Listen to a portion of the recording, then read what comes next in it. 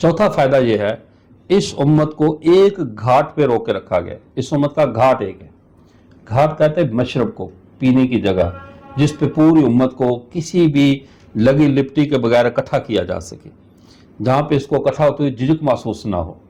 वरना लोग आते ना, शेर और बकरी को अंग्रेज के दौर में इकट्ठा एक घाट पे पानी पिला दिया। अदल के तौर पे मिसाल देते हैं ना कि शेर और बकरी एक घाट पे पानी पीते हैं, ये कोई कमाल नहीं है। शेर को चिड़ियाघर में सदाया हुआ, चिड़ियाघर में सारे शेर बकरियां सारे जानवर इकट्ठे खा पी रहे होते हैं, यह कौन सा कमाल है? सदाया हुआ शेर इंसानों के साथ खेल रहा है, खा पी रहा है, ये तो कोई कमाल नहीं।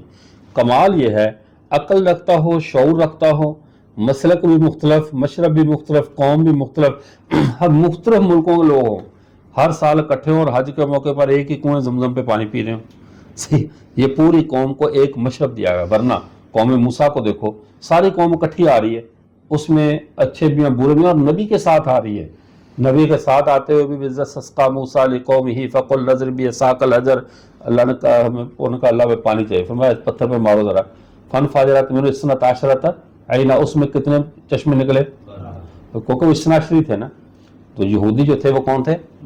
हाँ, इस्नाशरा नकीबा, उन्होंने खुद कहा था हमारे 12 नकीब है, 12 इमाम भी उनके थे, तो इस्नाशरा नकीबा, तो ये इस्नाशरी थे तो उनके इस्नाशरी चश्मे थे, तो उनके लिए ये निकाले गए 12 चश्मे। हालांकि नबी भी मौजूद, कौम भी एक ही जगह पे, कबीले 12 और एक चश्मे में पानी नहीं पी सकते थे, इख्तलाफ राय नहीं मिल सकते थे। इस उम्मत की ये खुसूसियत है कि हज़ारों इख्तलाफात के बावजूद क़यामत की सुबह तक इसका मशरब एक है। इसका मशरब क्या है?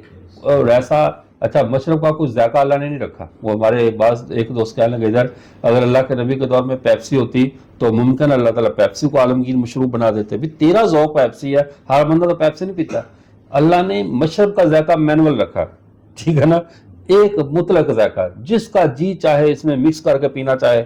सादा कोई भी ज़मज़म में मिक्स कुछ नहीं करता, सादा पानी पीते हैं। वे हर फितरत के, हर मिजाज के लोगों के लिए बिल्कुल यकसा है। कोई ख़ास मशरूब को न रंग दिया गया, ये बेरंग नहीं है, असल में सारा रंग इसी का है।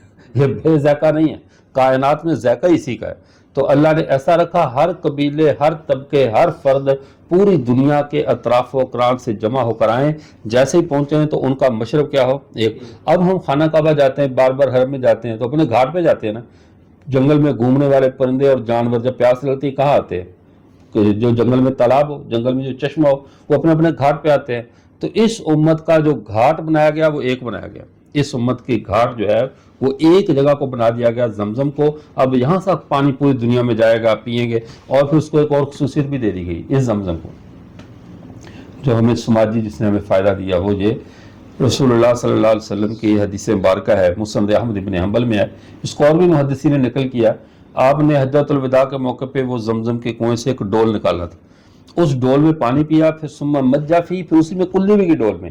और जब सहाबा सारे बेचैन करते, बचा हुआ पानी हमें अल्लाह के रसूल पीने को दे दे, तो आपने किसी को भी नहीं दिया, दोबारा उठाकर फिर कुएं में डाल दिया, ताकि मेरा जो लुआब दान है, मेरा जो जूठा पानी है, वो इस जमजम में मिल जाए, ताकि क़यामत तक जो भी जमजम पिए मेरा उम्मती, उसके पेट में उसके नबी का तबर्रुक चला जाए, उसके पेट में उसके नबी की गुट्टी चली जाए।